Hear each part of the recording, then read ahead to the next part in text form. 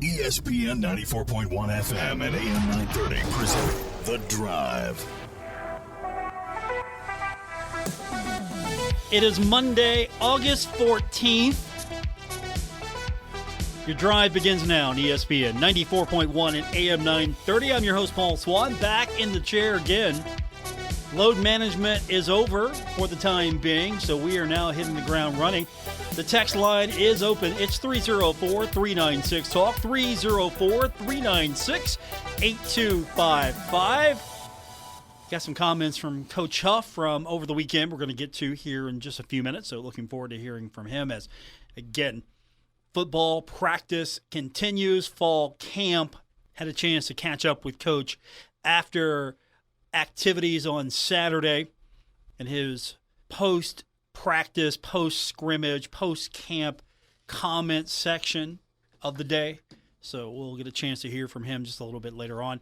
But as I mentioned, get your phone calls and text in. We do that when I have a producer. We'll take your phone calls. It's just me today. So I'm directing you to the text. It's 304-396-TALK, 304-396-8255. So are we more excited now? We're just a couple of weeks away. We're actually getting closer now to football season. You had preseason football across the weekend, NFL. Did anybody follow along with any of that? I regretfully did not follow the Bengals. I figured at this point, this isn't the Bengals team that I'm going to see on game day. I'll wait. This is the evaluation period, getting some reps for people that might make the team. I thought, okay, I'm just going to sit back. I'm going to avoid that a little bit. I did listen to it a little bit, but I didn't go all in yesterday and the day before with any of that. I'm going to wait here when I think it really matters. Your mileage may vary on that, but the Bengals and the Packers, I didn't get anything out of that. I was happy to hear and see that Joe Burrow was doing activities other than playing in the game, so I think he's going to be fine. I'm not anticipating him being out, but you got to be careful there through star quarterback. But we'll hear from Coach Huff on the Marshall front. We'll do that here in just a few minutes. And we've got some other things to get into today. Yesterday was a baseball day. The Reds and Pirates split a day-night doubleheader. The Bucks won the first game 4-2, and then the Reds won the nightcap in 10 innings, 6-5. Pirates are in New York taking on the Mets this evening. 7:10 is going to be first pitch. We've got it for you right here on ESPN 94.1 and AM 930. The Reds have the day off. Tampa Bay fell to the Guardians 9-2 yesterday. The Guardians have the day off. And keeping up with the Charleston Dirty Birds, they beat High Point 3-1. Dirty Birds have today off, and they open up a road series at Staten Island on Tuesday. Some sad news to report before we continue. Former Marshall basketball assistant coach Henry Dickerson passed away. He was 71. If you remember Dickerson, he was part of the Marshall coaching staff that was led by the late Rick Huckabee. That squad led to 3 Southern Conference titles and 2 NCAA tournament appearances in the 80s, as well as an NIT appearance. Dickerson was later head coach at Chattanooga from 89 to 97. So I wanted to acknowledge that because for a lot of Herd basketball fans, that was the moment. Now, Marshall basketball was pretty strong in the early days. And when I say the early days, I mean when I was born, 70s, 80s. 80s really got going. And for a while, Marshall was a program that got a lot of national attention because of that success in the Southern Conference. And getting back to the NCAA tournament a few times helped winning the Southern Conference. And there were some great battles, especially during the Southern Conference tournament. I mean, it was a different beast back then. I don't know if this happens now, but I can remember in high school listening to the radio. I had a Walkman. And, of course, if you don't know what a Walkman is, it's like an iPod. And if you don't know what an iPod is, it's like your phone. It played music. Put a cassette tape in, if you don't know what this is. And it also had a radio built in. I know, crazy, right? A radio. You could take a tape player and a radio with you and attach it to your side, your belt loop. It was crazy. It had headphones. And I can remember stashing one of those away in my bag And I would have an earpiece, and I'm just listening to the Marshall game. And we're in a class where supposedly we're watching a film. And so I'm sitting there, and I'm just discreetly listening to the game. I wish I remember which game it was. It might have been one of the games where Skip Henderson went off. I need to go back and look at that just to make sure. But it was a game in which Skip Henderson went off on. And people let me get away with this in class. The teachers were letting me get away with this. They knew what I was doing. I wasn't as slick as I thought I was. Maybe I was, or maybe I was a little bold and brazen. I don't know. But I'm getting like, hey, what's the score? What's the score? Skip's got like 20, 30 points. Really? Yeah. So I was informing people back then, listening to the game, because Huck's Herd was a big deal. Henry Dickerson was a big deal. That squad, that coaching staff was a big part of me becoming a Marshall basketball fan as a youngster, as a child. I mean, really, I'm not a child in high school, but this is a big deal. There were times where in school, again, in junior high and high school, in school, more so in high school, we could count on certain teachers having AV equipment in the studio or the lab or the classroom, wherever we were at, just depending on what class it was. And we're watching the NCAA tournament games in the afternoon. We're watching. Marshall is playing. It's an afternoon game. It's during school time. We're watching the game in school at dear old Huntington High. And I think before that, we were doing that at Kamak also. I don't think you can do that today. I don't think that's happening today.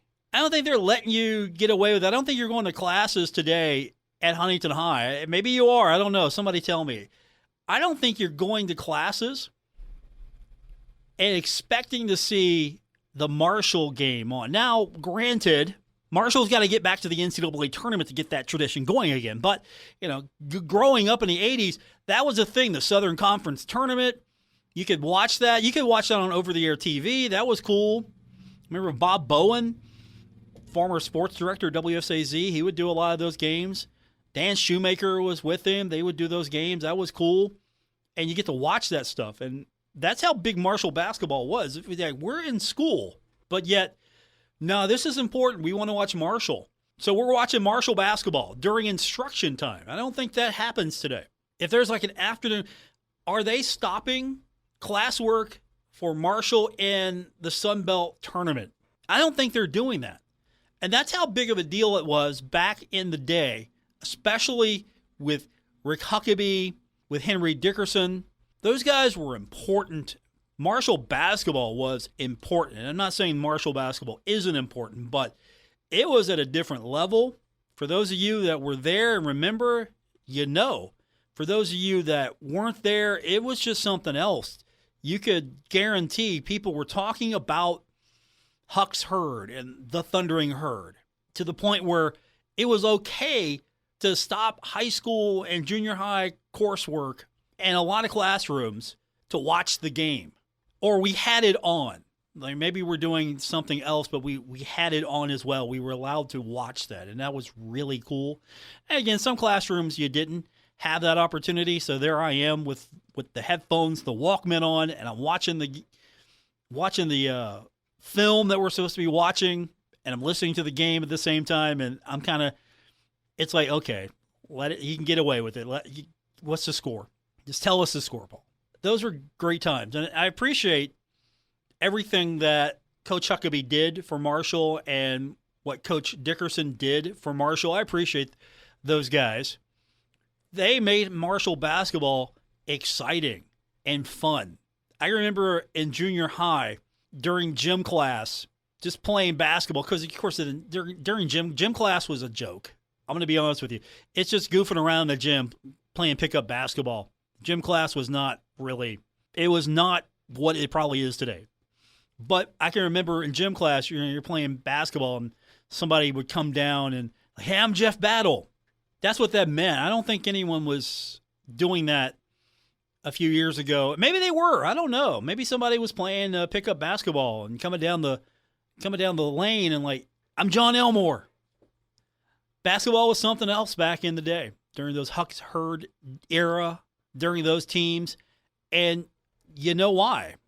Coaching staff had three, with Dickerson on the staff, 3 Southern Conference titles, 2 NCAA tournament appearances in the 80s, an NIT appearance.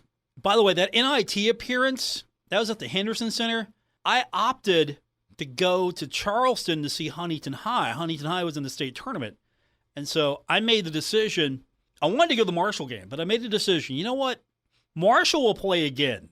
I expect them to do well in the NIT. So I'm going to go to see Huntington High. I'm going to see my school win. And by the way, they did win in 1988. They won the state championship.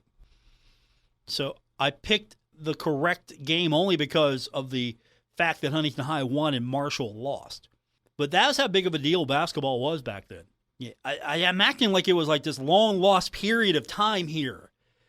And I think that's where a lot of frustration comes in for a lot of longtime fans, to have those golden days again. And I don't know if you can get that exact golden era back, but how cool would it be if Marshall can get it together, and next thing you know, in basketball, you're winning conference tournaments almost yearly. You're getting to the NCAA tournament on a regular basis. You're winning games like that, generating that excitement. Because before Marshall was doing all of that, of course, it helped that also the Henderson Center was brand new then, so there was excitement around the program. You know, you brought Rick Huckabee in, there was excitement around the program. New facility would do that, but not at the level of which Marshall was winning tournaments, getting into the NCAA tournament, NIT bid there. Community was all into it, and then after Rick Huckabee, it just went downhill for a long time. Our text line is 304-396-TALK, 304-396-8255. We'll hear from Coach Huff when we continue on this edition of The Drive, ESPN 94.1 and AM 930. This is The Drive with Paul Swann on ESPN 94.1 FM and AM 930. Our text line is 304-396-TALK, 304-396-8255. Welcome back to our Monday edition of The Drive on ESPN 94.1 and AM 930. From our text line, when I was in the 4th grade, my teacher had me stay in the classroom during recess and give him updates on the Big East tournament over a walkie-talkie. That's one way to do it. Texter adds, and when I taught for a bit at Huntington East, I showed a couple of herd games from the CUSA tournament to my classes. That's good education right there. That's good education. I'm okay with that. So I'm glad that still goes on, or at least that went on. I mean, it's just, a couple of days. We can all get into that. I remember we go to the auditorium and do things like that sometimes. Hey, you want to watch the game? You can come to the auditorium. That's what it meant back in the olden days, right? But I love that. Updates on the Big East tournament over a walkie-talkie. Now we can just text it. I guess with the proliferation of smartphones and iPhones and Android devices and whatever device you have, do we really need that? And of course, there's Twitter as well. You can just look at your Twitter feed. I'm sorry, X. I'm still not transitioning to that just yet. Your Twitter/X feed. There's just something about, hey, I get to watch the game. I'm here at school. I get to watch the game with other people. We were all into it. Or I'm listening to the game on the radio, and we'll get to listen to the game as it's happening here. I'm not sitting there refreshing my feed. I'm actually listening to the game real time. And, of course, people would lean over to me, hey, what's the score? I can remember, now, we're going back to 1991 or 2. I'm going to say 92 maybe. I was working at a local department store, and in my job at this local department store, it was a national regional chain. It was Hills. I worked at Hills. I was seasonal help. If you know what that means, you know what that means. I was seasonal help. I was the guy that I had a red coat. I had a red hat and had a red coat, and I got to sit in a big chair, and I got to help parents figure out what their kids wanted for Christmas. That was a great job. We'll leave it at that. And there's a photo, by the way. There is a photo of that. I would have the radio on, absolutely listening to the radio. And I was still at Marshall. So I was listening to the student radio station because I worked at the student radio station. I was listening on WMUL, and I would listen to the 1AA playoffs. And I couldn't go to some of those games because, well, I had to work on Saturday. So I'm listening to the games, and I'd have parents come up to me and go, hey, because again, we didn't have smartphones in 91, 92. It's like, hey, what's the score? And they would use my code name. They would ask, all right, if you get kids in the car, I'm sorry. They would ask Santa what the score was. So Santa would give the score. And that's another instance of people just like dying to know what was happening here for this thing. By the way, I did not miss the national championship game. Maybe I should. Well, you know what? I think the statute of limitations is over on this. Paul got miraculously injured. Paul got injured right before the national championship game. It was crazy. It prevented me from doing my job. I couldn't be the guy anymore for the last 2 or 3 days. I got injured. I mean, it wasn't workers' comp or anything. I got injured. I don't know how it happened, but it's prevented me from missing the national championship. Well, no, it didn't. That was the beauty of it. I got injured, air quotes here, injured. Couldn't do the job as Santa, and I guess I'll go to the national championship game. Yeah, so I wasn't missing that for anything. 92? No, I wasn't missing that. Crazy? Was absolutely not missing that. And I didn't, and they won. It was great. It was a beautiful thing, so I don't regret it at all. 304-396-TALK, 304-396-8255. That's the number to be a part of today's edition of The Drive here on ESPN 94.1 and AM 930. Okay, and I haven't given you all the complete story, everything. I might save that for memoirs or something, but I don't think too many people's stories can top that. Maybe you do. I don't know. I challenge you. I want to hear those stories. But I left on good terms because they asked me to come back for a few years to be the designated Santa at the department store. And this is even after the injury in which I couldn't finish out the term. I mean, look, Santa had to go back to the North Pole. Had to get all those presents ready. Look, he was busy. It just fueled the illusion, right? But yeah, that was how important Marshall football was. Back in my youth, I had a pretty decent gig here, and I know I got to be at the 1AA National Championship game. I'm sorry. I can't be. Nobody was going to be at the department store that day. Sorry. Everybody is going to be either watching that game or at that game. And pretty much I think that was the case. Everybody was either at that game or watching that game. 304-396-TALK, 304-396-8255. More of your texts coming up. We'll hear from Coach Huff when we continue on this edition of The Drive, ESPN 94.1 and AM 930.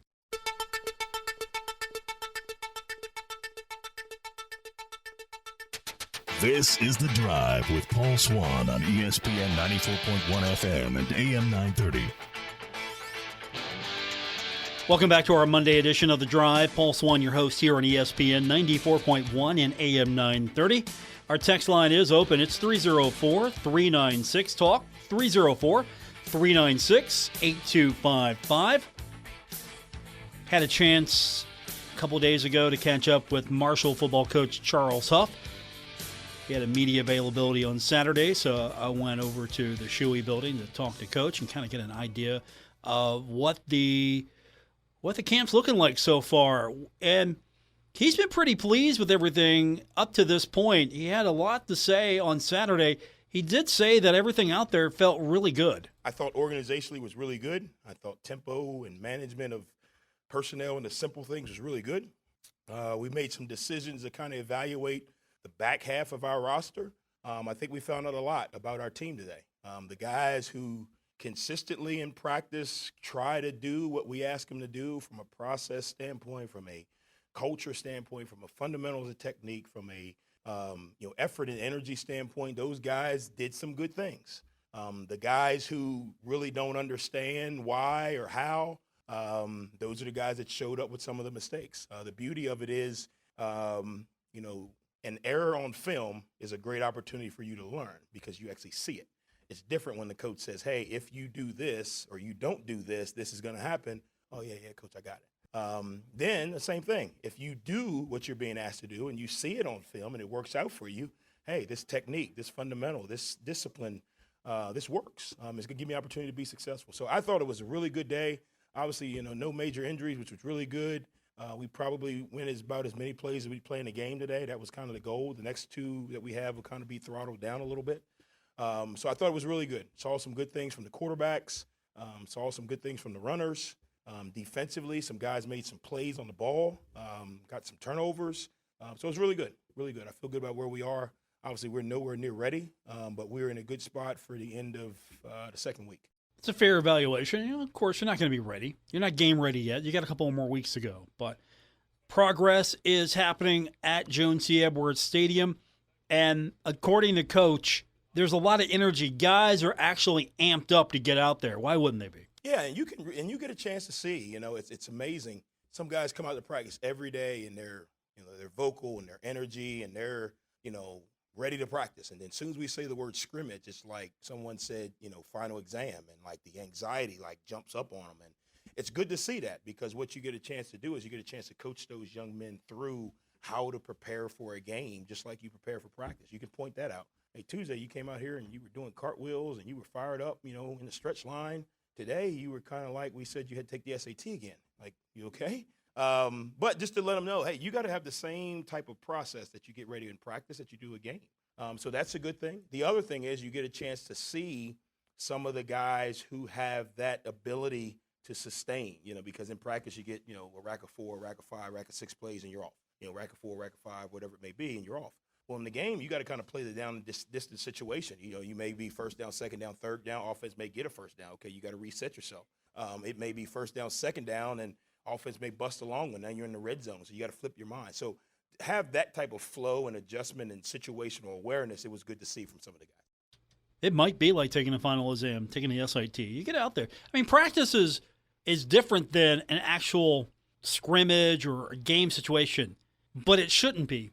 You're doing the same things in practice. The difference is you're doing it against someone else. You're applying it against a different opponent, not the guys you see every day. So I can see where there might be a little anxiety, but at the same time, what you did on Monday, if you did it correctly, what you did on Wednesday, what you did on Friday, what you did on Thursday, whatever, it should apply. It should be consistent. I know that's something that this coaching staff really preaches.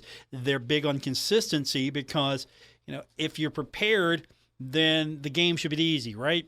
The game should be easy. And speaking of preparation, there was a question asked. The rule changes are coming, and we're going to go over them again with you before the actual start of the season. The rule changes are coming. Tempo is going to change in the game. You're going to see less plays. Unless coaches are just running plays right and left. Run. Get it in there. Move it. High tempo. Unless you see that, you're going to see fewer plays. Not that many fewer plays, but it's going to be significant to a degree. It's going to be noticeable, I think. We'll just see how it plays out. But with the rule changes, Coach was asked if that changed anything of what they were doing, especially in a scrimmage situation where they're trying to get their team used to how they run the offense. Was there anything that maybe was adjusted to kind of get ready for that, compensate maybe? No, I've been in the NFL, so it's going to be very similar to the NFL because the rule makes it kind of like the NFL now. So we've estimated that you're going to lose probably somewhere between 15 to 20 plays a game, by the time, you take, 3 or 4 each quarter, or 4 or 5 each quarter, whatever it may be. But it's not going to affect the way we kind of attack the plan. It just makes us understand now that when we talk about tempo, we got to decide, are we trying to run tempo to get, more plays run, or are we trying to run tempo to get the best looks? For us, we're a more tempo to get the best looks team. We're not a tempo, hey, run as many plays as you can, and hopefully, majority of them are good. Some teams are just rip as many plays as you can because ultimately, the more plays you run, the more chances you have, to be successful. But for us, it's more of a tempo to kind of get the defense in positions where we want them to limit some of the stuff they can do because of the tempo we use. So it won't change much for us, but it is a piece that, we've thought about. We figured maybe 15 plays, maybe 4 or 5 plays a quarter is what we're thinking, which in the grand scheme of it, it shouldn't affect how we operate. Shouldn't affect how the team operates, but at the same time, it's going to be a little bit more NFL style. I like it. I'm a bigger fan of the NFL brand. I know that's heresy to some, but I'm a bigger fan of the NFL brand. I just like the tempo and pace of NFL football better. That's just me. College is a different beast. College is definitely a different beast. You got high-powered offenses. You have ground and pound. You have so many different styles of football being played, and it's different. But I think you're going to see the pacing now be a little bit more tempo with a lot of teams. And Coach is right. There are some teams that are trying to run tempo because they want to get as many plays in as possible, and there's others that are running a different pace because they're looking for quality looks, not quantity. Quality over quantity. I completely get that. And, of course, with the evaluations going on Saturday especially, Coach talked a little bit more about, explained what these evaluations were all about. On Saturday, guys that normally maybe wouldn't see the starting lineup had an opportunity to get reps, to get an opportunity to go out and be put in situations. And that was by design. Normally, your starters are going to get the majority of the reps, or at least they're going to get the lion's share. But this was an opportunity for Coach to evaluate the 2s and 3s. Looking for depth is really the takeaway for me. Well, it's a tough spot because everybody still needs to improve. Owen Porter needs to improve. Rasheen Ali needs to improve. But what we've got to figure out is, okay, who are the next group of guys and what can they do before they actually go in the game? So we know, hey, if they go in the game, this is their limitation right now. We can come back next week in practice and say, hey, here's where you are right now, and this is where you got to move forward. I think it's a fine balance. I think with the way we do things, some of the things that we do on Saturdays in a scrimmage situation, we've seen the older guys do, tempo, making sure you're lined up right, making sure you get the communication, understanding that there's a play clock, those type of things. The things that we don't get to see from the back end guys is how do you manage first down, second down, third down, first down, second down, first down, how you manage red zone, how do you manage 3rd and 8 after a 6-play drive. Sometimes you don't get to see that in a simulated situation. So that's why we use Saturdays as a good opportunity to kind of evaluate that. If you came on Tuesday, we would rep Owen Porter probably gets close to 80 snaps a day. You know what I mean? So we just try to balance it with what we're trying to simulate on the days.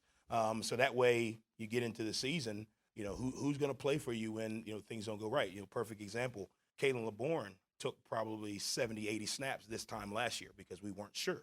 And we found out what he could do. And now and obviously, knock on wood, he had to go in an opportunity that he probably wasn't coming here thinking, hey, I'm going to be, in this position. But once we knew what he could do, it made us a lot more comfortable knowing, that he had to be the guy. So we try to find out, what guys can do. At least we know their limitations. We know where we got to try to get them to by the end of camp, and we know where they are today. If something happens and they, get a little bit better when they get in the game, we know, hey, you can only play this coverage with this guy because he doesn't understand whatever it may be. So it kind of helps us get a little bit more information on each guy.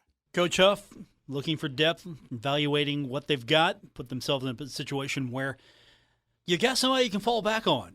If you need to rotate some guys in, you know who you can rotate in and what you've got back there. And finally, from Coach Huff today, he talked a little bit about the versatility, the tight end room. He's got a lot of versatility there, and he explained a little bit more about that. Yeah, I'm really pleased with our tight end room so far. I mean, they have grinded their way, and trust me, I'm not saying we got Gronk and Kelsey in there. What I'm saying is you talk about being able to watch guys improve, and they've done that each day. And they're really going to allow us to be multiple on offense now, which to me kind of gets back to the flow that myself and Clint are used to. And it's going to allow us to take some pressure off some guys because we can be multiple, which to me that helps everybody. That helps the quarterback play better, helps the running back, helps the wideouts. But I'm really pleased with where we are in the tight end room. We got multiple guys in there.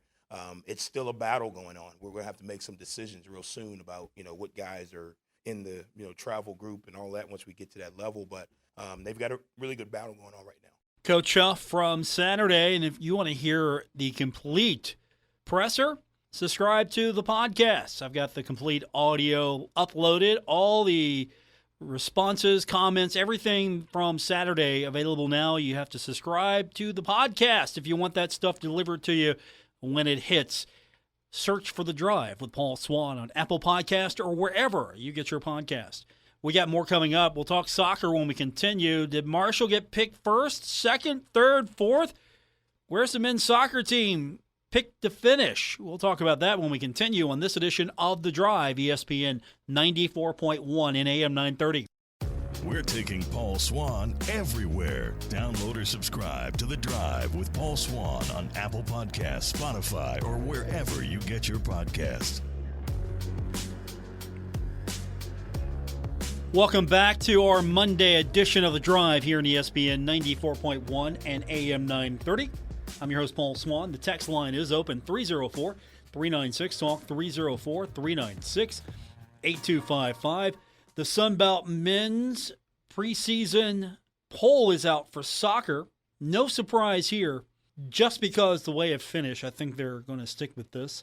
UK, the Kentucky Wildcats, picked first in the Sunbelt with 93 points, and they got 6 first-place votes. Marshall got 2 first-place votes and finished with 91 votes, or points. So, to be fair, that's not much separation. So, it could be anybody's Sunbelt league here. West Virginia came in third with 77 points and 1 first-place vote. UCF came in fourth with 68 points and 1 first-place vote. And then it goes like this: South Carolina, then Georgia State, and Coastal. Coastal and Georgia State are tied for 6th. James Madison's 8th. Old Dominion's 9th. And Georgia Southern is 10th. And then, of course, the preseason players of the year and all-conference. First of all, Matthew Bell makes the preseason all-conference team, so congratulations to him. And Morris Duggan also making the preseason team. So here you go. Kentucky 1, Marshall 2, West Virginia 3. UCF, I'm happy to be in a league again where I can legitimately hate on UCF. Now, I'm not saying that the rivalry is going to be as intense as it was for football for Herd fans, but I'm telling you right now, if you look at just the reasons enough to be into men's soccer, you got that Kentucky thing going on. Of course, in soccer, there's a huge rivalry between Marshall and Kentucky. Then, of course, you got the in-state thing with West Virginia. And then you got those years of football angst against UCF. So you got that.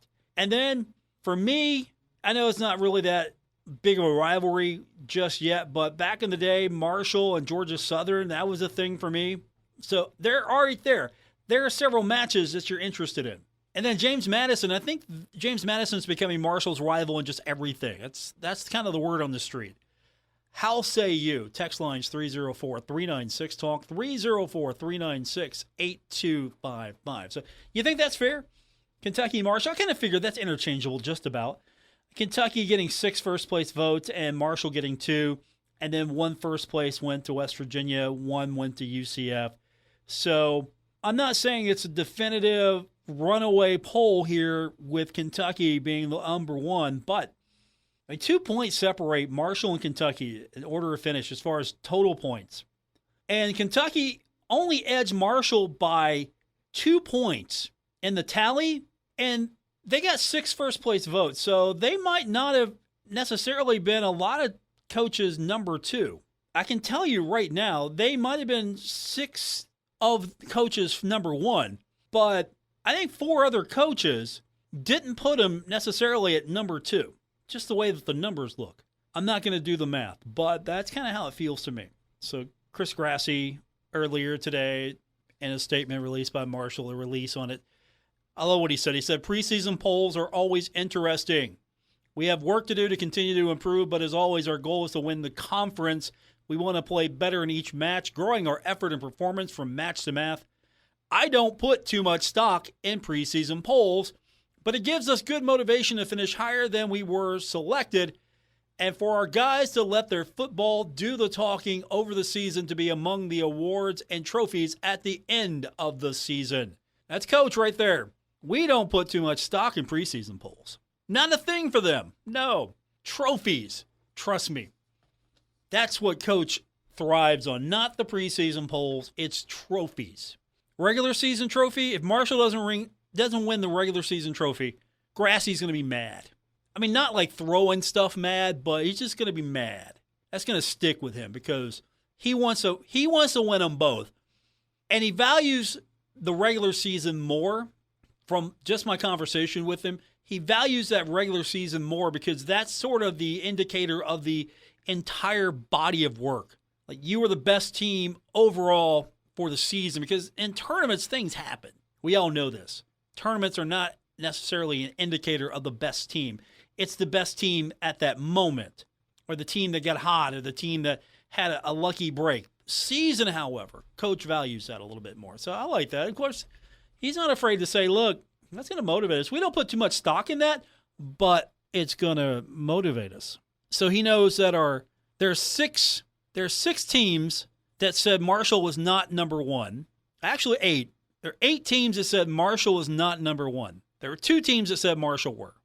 And, of course, you can't vote for yourself. So, technically, 7 teams said you were not number one. Yeah, I remember that, too. Program like this, I'd remember that just a little bit more. I love Coach. Actually, I had a chance to talk to him during Fan Day. We'll try to get to that here in the future. But when I was at Fans First Day,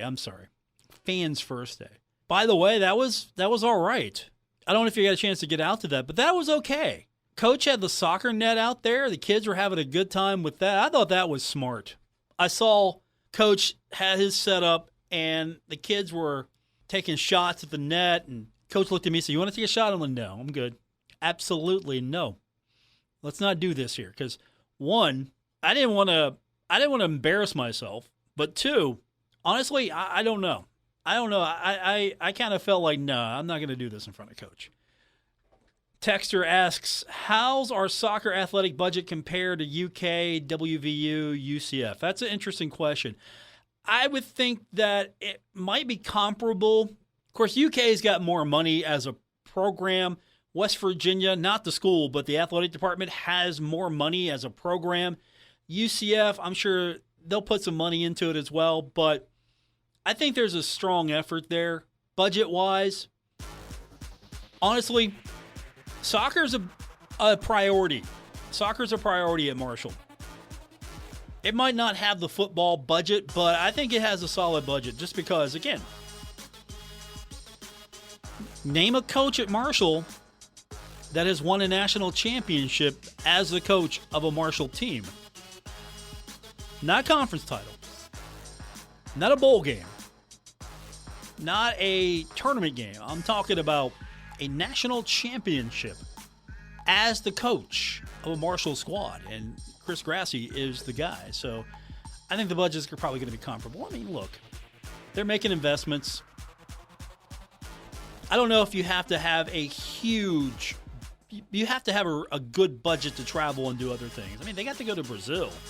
They're spending some money on that soccer team. That's going to do it for this edition. Thanks for tuning in. I'll be back with you tomorrow here at ESPN 94.1 at AM 930. WRBC Huntington, W227BS Huntington. This is your radio home for Pittsburgh Pirates baseball. ESPN 94.1 FM and AM 930.